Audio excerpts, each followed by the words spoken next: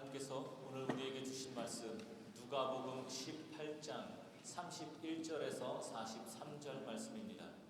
이제 제가 하나님의 말씀을 봉독하겠습니다.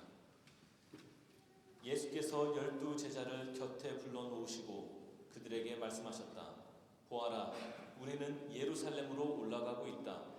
인자를 두고 예언자들이 기록한 모든 일이 이루어질 것이다. 인자가 이방 사람들에게 넘어가고 조롱을 받고 모욕을 당하고 침뱉음을 당할 것이다. 그들은 채찍질한 뒤에 그를 죽일 것이다. 그러나 그는 사흘째 되는 날에 살아날 것이다. 그런데 제자들은 이 말씀을 조금도 깨닫지 못하였다. 이 말씀은 그들에게 그 뜻이 감추어져 있어서 그들은 말씀하신 것을 알지 못하였다. 예수께서 여리고에 가까이 이르셨을 때 일어난 일이다.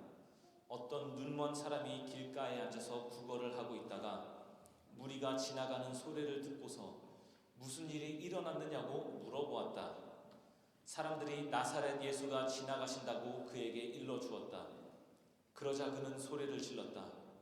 다윗의 자손 예수님, 나를 불쌍히 여겨 주십시오. 앞에 서서 가던 사람들이 조용히 하라고 그를 꾸짖었으나 그는 더욱더 크게 외쳤다. 다윗의 자손님, 나를 불쌍히 여겨 주십시오. 예수께서 걸음을 멈추시고 그를 데려오라고 분부하셨다.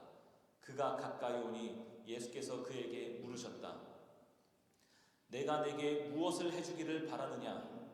그가 대답하였다. 주님, 내가 볼 수 있게 해주십시오. 예수께서 그에게 말씀하셨다.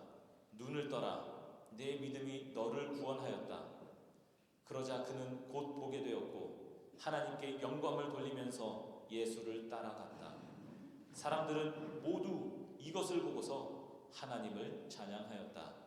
아멘. 우리가 신앙생활 하면서 가장 많이 듣는 단어가 무엇일까요? 혹은 가장 많이 쓰는 단어. 한번 생각해 보셨어요? 네, 어디서 한번 들은 것 같은데? 네, 뭐 여러 가지 단어가 있을 수 있겠지만 은혜가 아닐까 합니다. 네, 물론 뭐 이제 사랑이라는 단어도 많이 쓰죠. 근데 이제 은혜 받았습니다. 네, 지난 한 주도 은혜였습니다. 은혜로 여기까지 왔습니다. 이런 식으로 우리는 은혜라는 말을 즐겨 쓰곤 합니다. 그런데 가만히 생각해 보면은 우리가 구체적으로 무엇을 은혜라고 생각하고 있을까요? 어떤 상황에 은혜라고 말할까요? 은혜는 단지 마음이 따뜻해지는 기분일까요? 은혜는 잠시 위로받는 순간일까요? 아니면 문제가 해결되는 어떤 상황일까요?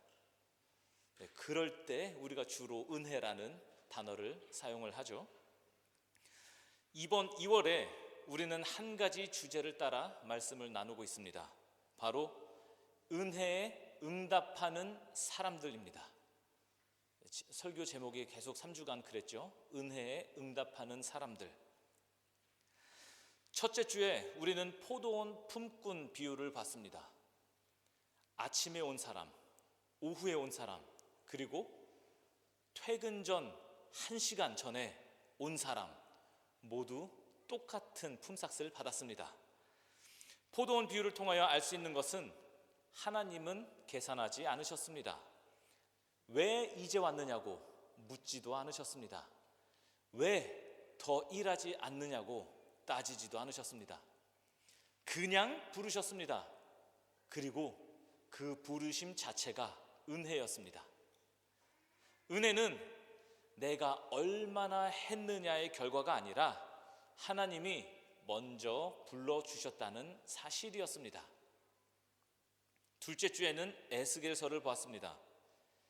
나라가 망하고 사람들의 마음이 갈라지고 절망과 자기 합리화가 뒤섞여 있었던 시대였습니다. 그 한가운데서 하나님은 한 사람을 부르셨습니다. 사람아 일어서라. 그러나 그 부르심을 듣고 에스겔이 일어선다고 한들 그가 처한 현실은, 상황은 바뀌는 것이 아니었습니다. 포로로 잡혀있는 상황은 달라지지 않았습니다. 여전히 포로예요. 다른 사람들의 마음도 변하지 않았습니다. 같이 포로로 끌려간 그 마음이 나뉜 그 사람들의 상황도 그대로였습니다. 그런데 하나님은 에스겔에게 말씀을 맡기셨습니다. 그를 사명의 자리에 세우셨습니다.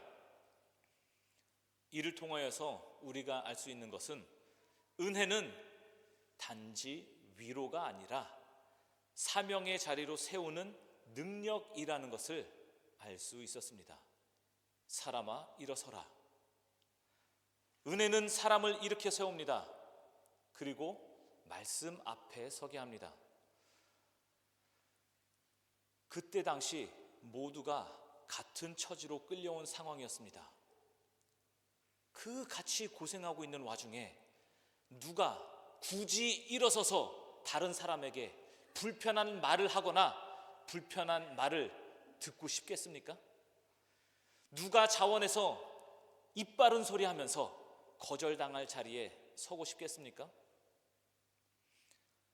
은혜는 사람을 편한 자리로 옮기지 않습니다. 은혜는 사람을 말씀의 자리로 세웠습니다. 먼저는 부르심이었습니다. 그리고 사명입니다. 그렇다면 그 다음은 무엇일까요? 부르심과 사명 다음에 그 다음은 무엇일까요? 은혜는 부르심에서 멈춥니까? 은혜는 사명에서 멈춥니까? 아니면 우리를 어딘가로 계속 이끌어갑니까? 오늘 본문은 바로 그 다음을 보여줍니다. 예수님께서 예루살렘을 향해 올라가고 계셨습니다. 십자가를 향한 마지막 여정이었습니다. 그 길 위에서 예수님은 한 눈먼 사람을 만났습니다. 42절을 보겠습니다. 예수께서 그에게 말씀하셨다. 눈을 떠라. 내 믿음이 너를 구원하였다. 그리고 그는 곧 보게 되었습니다. 그리고 눈을 뜬 순간 그는 예수님을 따랐습니다. 여기서 눈을 떴다는 말은 단지 시력을 회복되었다는 그런 뜻만 있는 것은 아닙니다. 그는 세상을 본 것이 아니라, 눈을 뜨고 나서 세상을 본 것이 아니라 자기를 구원하신 분이 누구신지를 본 것입니다. 눈이 떠지는 장면은 창세기 3장에도 등장합니다. 창세기 3장에서 뱀은 말합니다. 너희 눈이 밝아질 것이다.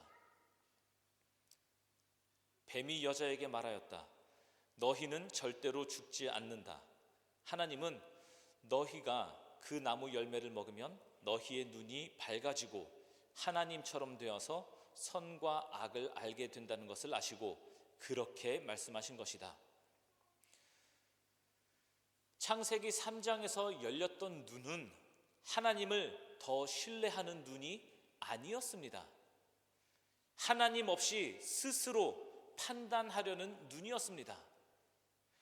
그 눈은 결국 하나님으로부터 멀어지게 했습니다. 그리고 오늘 말씀에서도 한 사람의 눈이 열립니다. 이번에는 창세기 3장과는 달랐습니다. 그 눈은 자기 자신을 중심에 둔 눈이 아니라 예수님을 향해 고정되는 눈이었습니다. 그래서 그는 보자마자 따라갑니다. 눈을 뜨는 순간 그의 삶의 방향이 바뀌었습니다. 오늘 우리는 이 장면 앞에서 스스로에게 질문해 봐야 합니다. 은혜에 응답하는 사람은 결국 어디까지 가야 하는가? 부르심을 받았습니다. 사명을 받았습니다. 그러면 이제 어디로 가야 합니까? 은혜는 우리를 한 자리에만 머물게 하는 것입니까?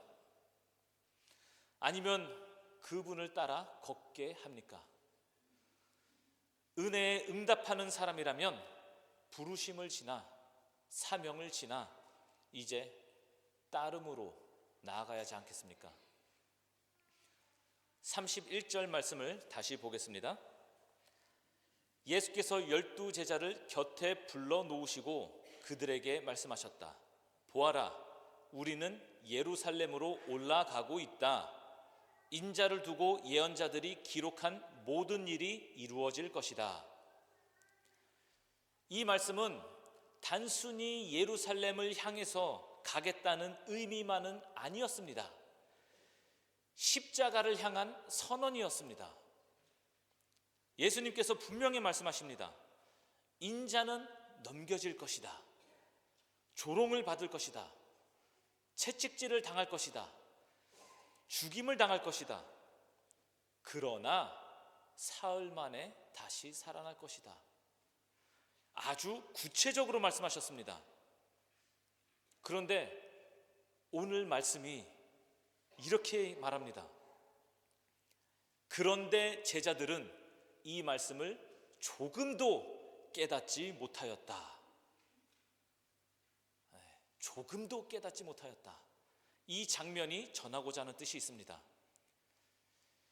제자들은 늘 예수님 곁에서 들었습니다. 직접 설명을 들었습니다. 많은 이적들을 봤습니다. 그러나 이해하지 못했습니다. 왜일까요? 그들의 기대 때문입니다. 그들은 예수님을 왕으로 생각했습니다. 정치적인 왕으로 생각했습니다. 예루살렘에 올라가면 영광이 있을 거라고 생각했습니다. 이제 인생 좀 펴겠지, 이렇게 생각했던 것입니다.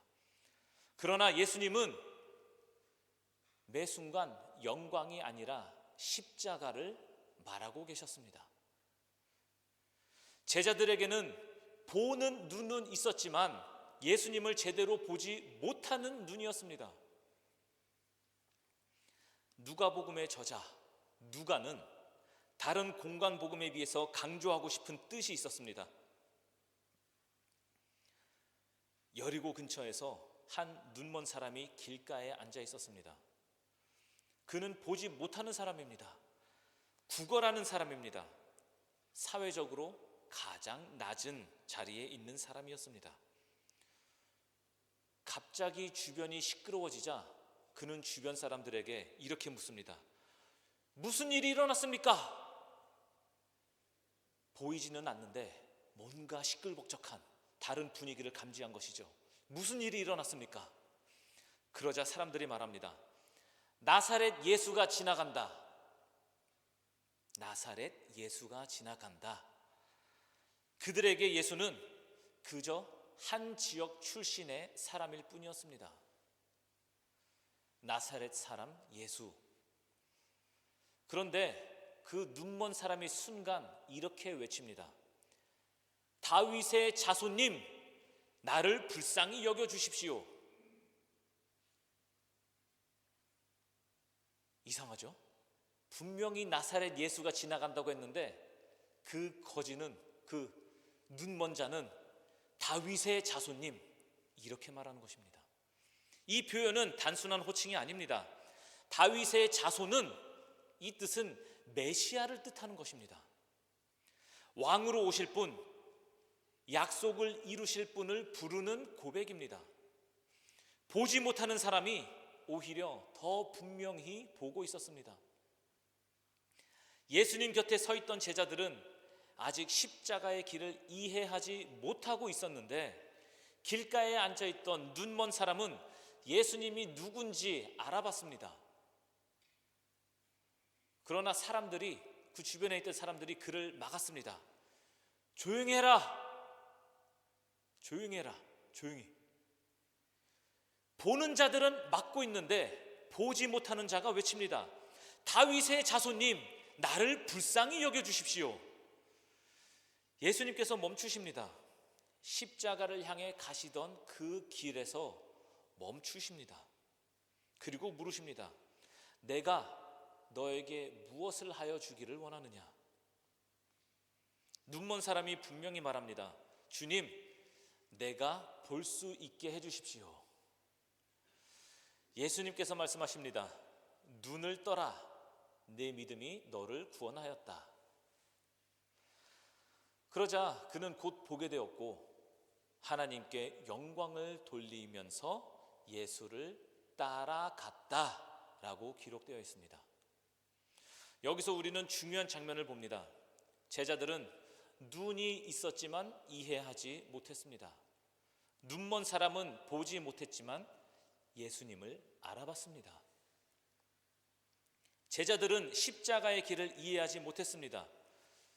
눈먼 사람은 그 길 위에서 예수님을 붙들었습니다.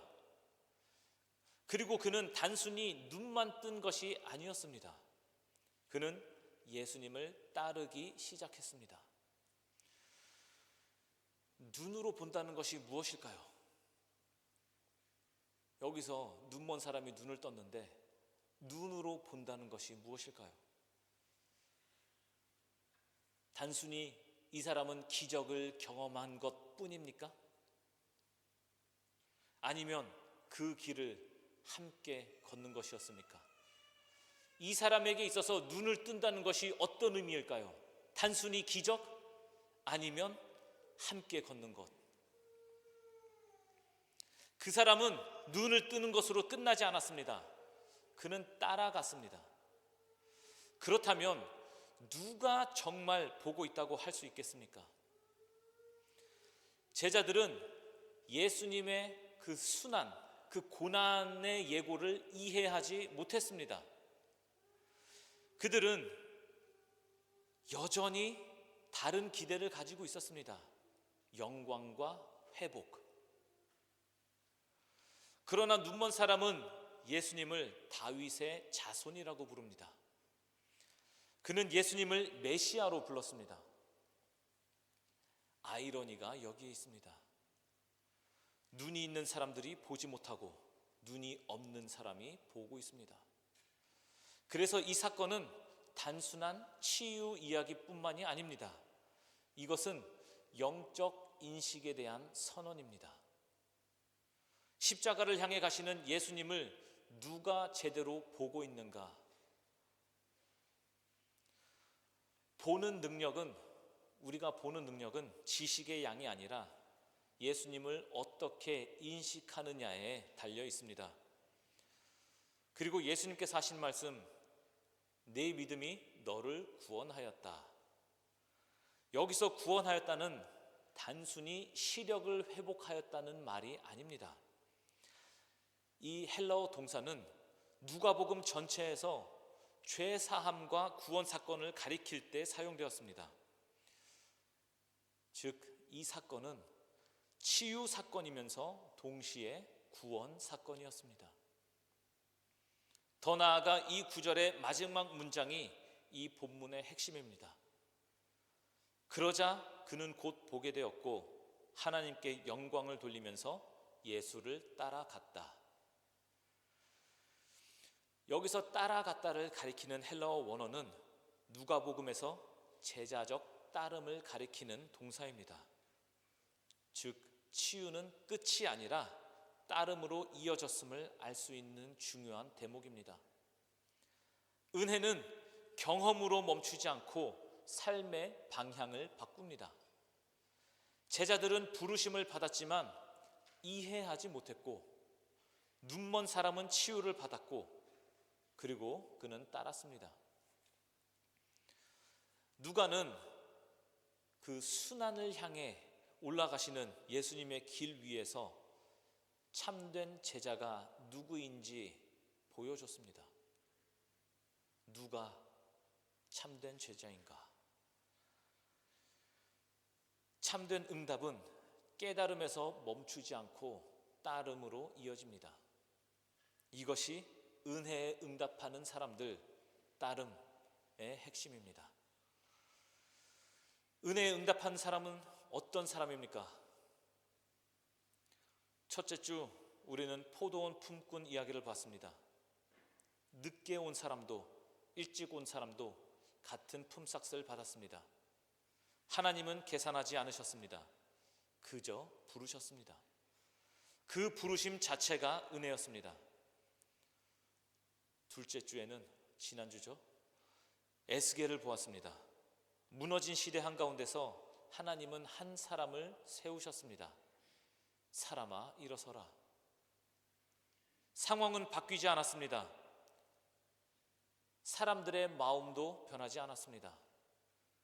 그런데 하나님은 말씀을 맡기셨습니다. 은혜는 사명의 자리로 세우는 능력입니다. 그리고 오늘 눈먼 사람이 눈을 떴습니다. 그는 예수님을 따랐습니다.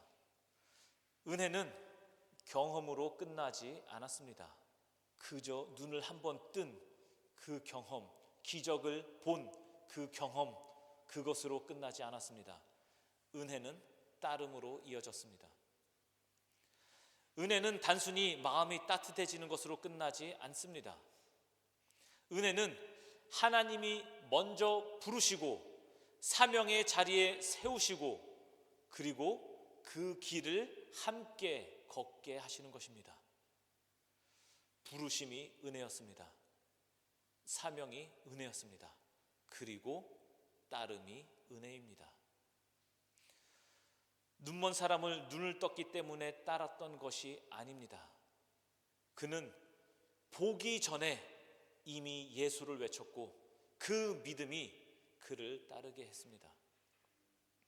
은혜에 응답하는 사람은 기적을 경험한 사람이 아니라 길을 함께 걷는 사람입니다.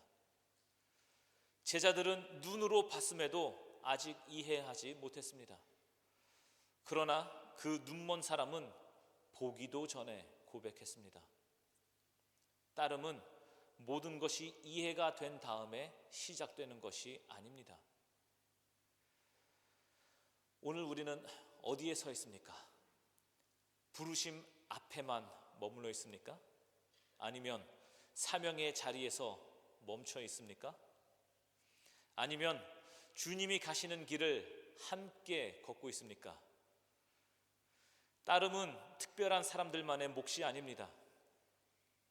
직장에서, 가정에서, 학교에서, 교회에서, 지역사회 속에서 예수님을 따라 살아가는 것이 은혜에 응답하는 삶입니다. 은혜는 우리를 따라가게 합니다. 부르심을 지나 사명을 지나 이제는 따름으로 나아가는 제자가 되기를 축복하며 기도합니다.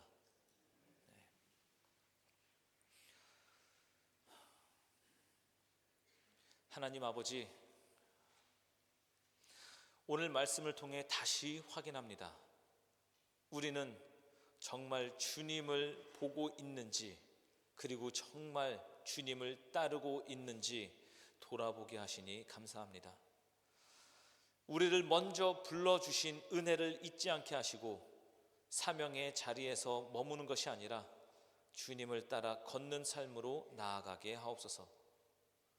보는 눈은 있으나 깨닫지 못하는 자가 되지 않게 하시고 눈먼 자가 주님을 알아본 것처럼 믿음의 눈을 열어 주옵소서.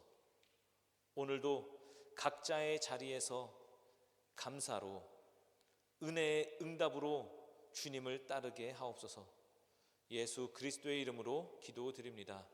아멘.